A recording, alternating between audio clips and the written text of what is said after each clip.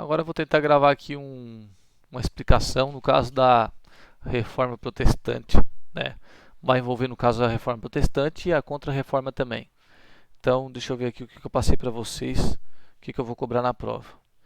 É, eu coloquei ali a primeira parte ali falando do que aconteceu com Martinho Lutero. Martinho Lutero era um monge católico. Ele observou que a Igreja Católica daquela época tinha problemas e ele propôs reformar a Igreja Católica. Ele até tinha uma ideia inicial de só reformar a Igreja Católica, por isso o nome, Reforma Protestante.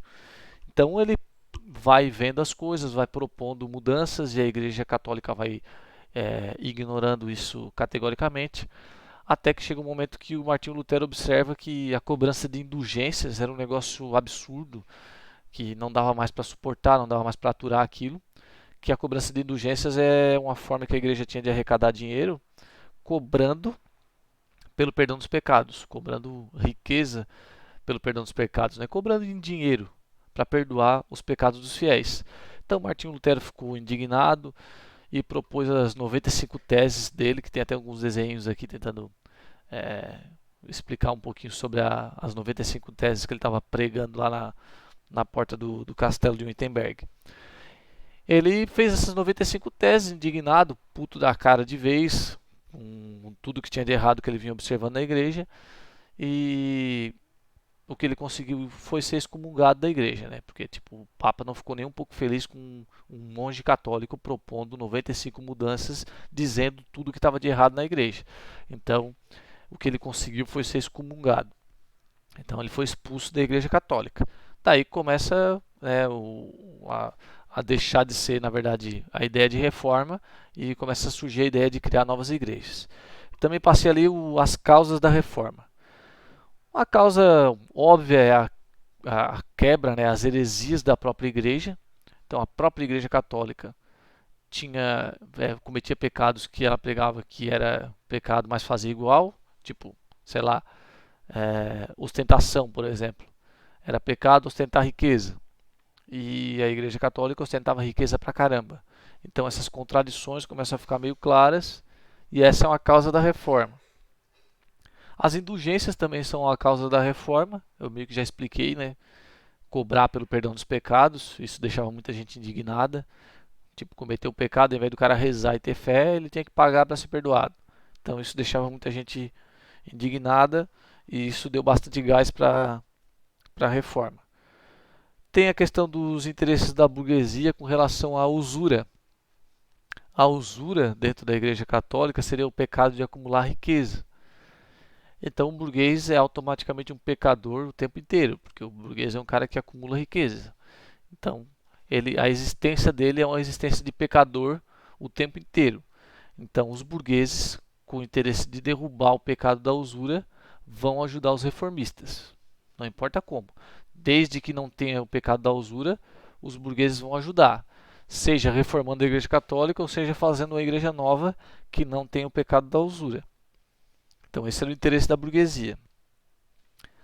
E a outra causa da reforma é o nacionalismo. Essa é até bem fácil.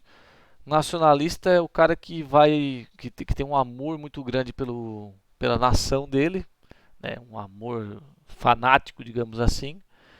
E qual é o problema? O problema é que o cara que é nacionalista, ele não se importa de pagar um imposto caro na Inglaterra ou na França. Ele paga e paga esse imposto feliz, porque ele sabe que vai enriquecer o seu país. Ele tem um amor pela nação dele, então ele não se importa de pagar muito caro.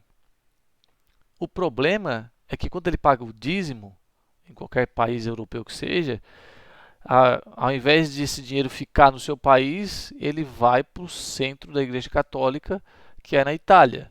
Então, o nacionalista ele fica indignado de pagar o dízimo e o dinheiro ir para a Itália. Por isso que ele vai ajudar os reformistas, porque a ideia da reforma era fazer igrejas locais. Então, o dinheiro ficaria ali. Depois eu volto nessa parte do nacionalismo quando eu falar sobre a igreja anglicana, que vai fazer mais sentido para a igreja anglicana. Tá, Martinho Lutero foi excomungado e resolveu fazer a sua própria igreja, que tem o nome de igreja luterana. Se alguém errar isso na prova, eu vou ficar bem triste. Martinho Lutero fez a igreja luterana e ele pregava a salvação pela fé.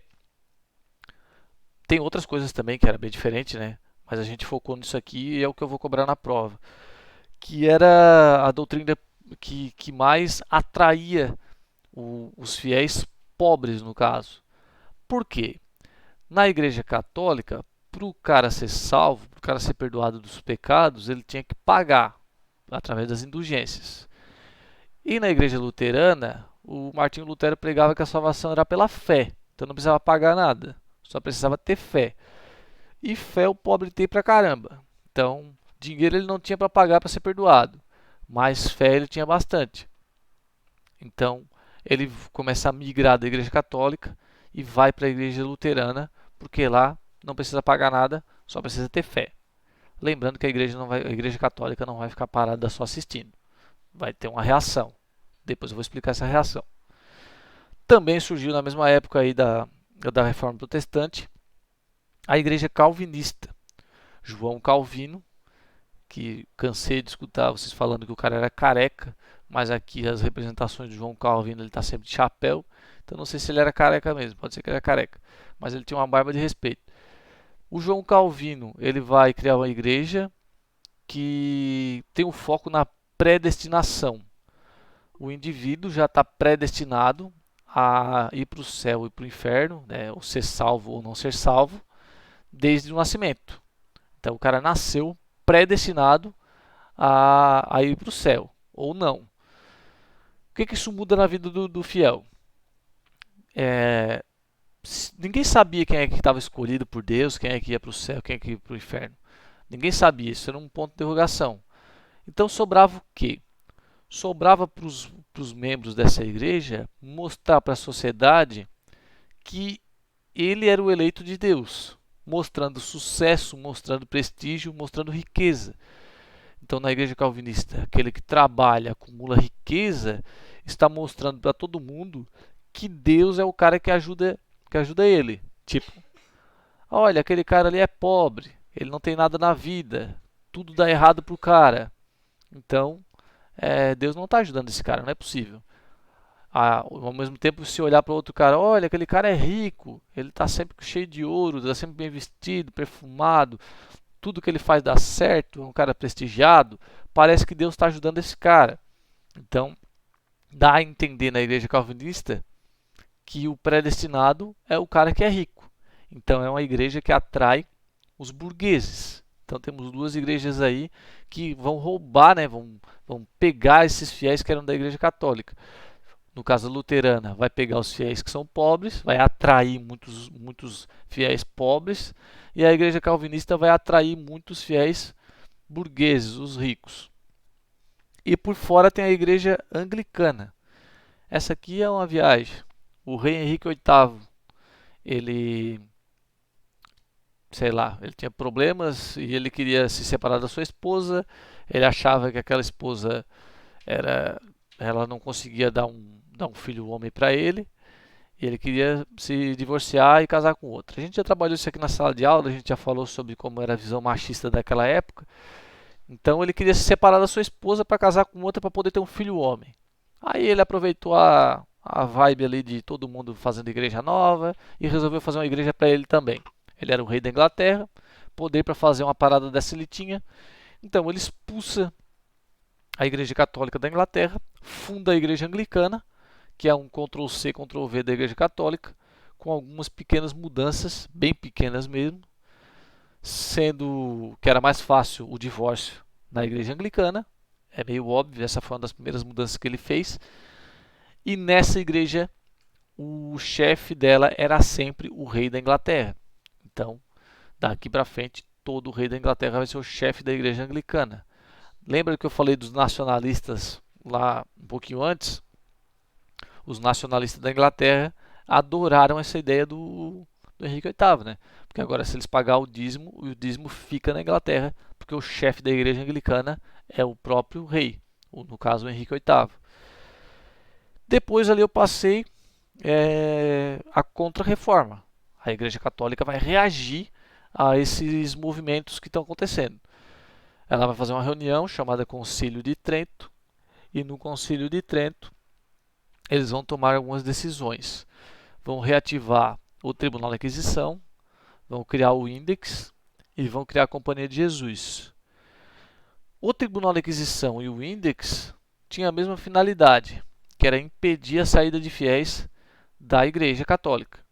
Então, o Tribunal da Inquisição vai fazer da forma mais direta possível, né, essa tentativa de impedir a saída de fiéis.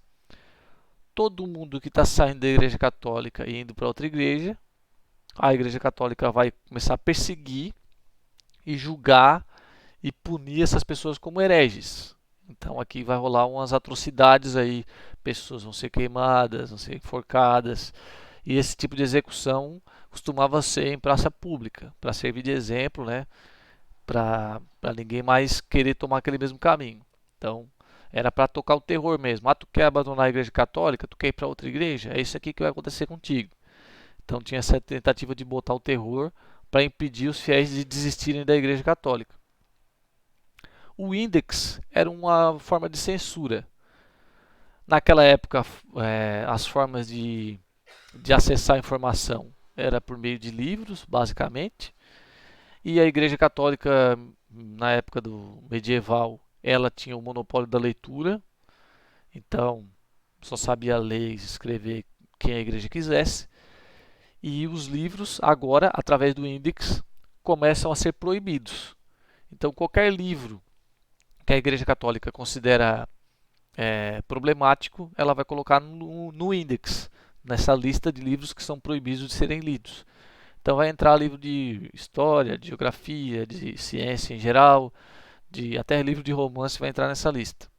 A própria Bíblia vai acabar entrando no Index porque ela é uma forma de acesso à informação e era uma forma ótima de acesso à informação, né, de tentar encontrar as contradições da Igreja Católica. Então o Index meio que vira um livro proibido de ser lido. No caso, eu acho que era só a Bíblia traduzida, né, do Martinho Lutero, porque em latim ninguém sabia ler porcaria nenhuma mesmo.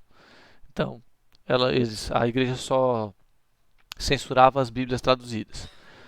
E, por último, a Companhia de Jesus. A Companhia de Jesus é a parada que vai dar certo, que seria o plano B da Igreja Católica. Se ela não conseguisse segurar os fiéis que eles estavam perdendo ali na Europa, o plano B seria enviar padres, né, os padres jesuítas, para a América para catequizar os índios. Então, a América estava sendo colonizada e a Igreja Católica via nos indígenas aqui da América a possibilidade de um novo grande grupo de fiéis para a Igreja Católica. Então, chegava aqui, enfiava o catolicismo goela abaixo dos indígenas e eles posteriormente seriam católicos, teriam filhos católicos e pagariam o dízimo para a Igreja Católica e ela teria uma grande quantidade de fiéis aqui na América. Não importando se ela perdeu fiéis na Europa, ela teria um novo continente cheio de novos católicos e o número de católicos iria aumentar de qualquer forma.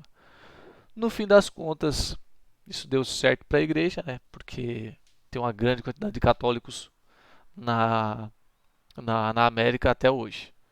Esse conteúdo, acho que eu não esqueci de nada.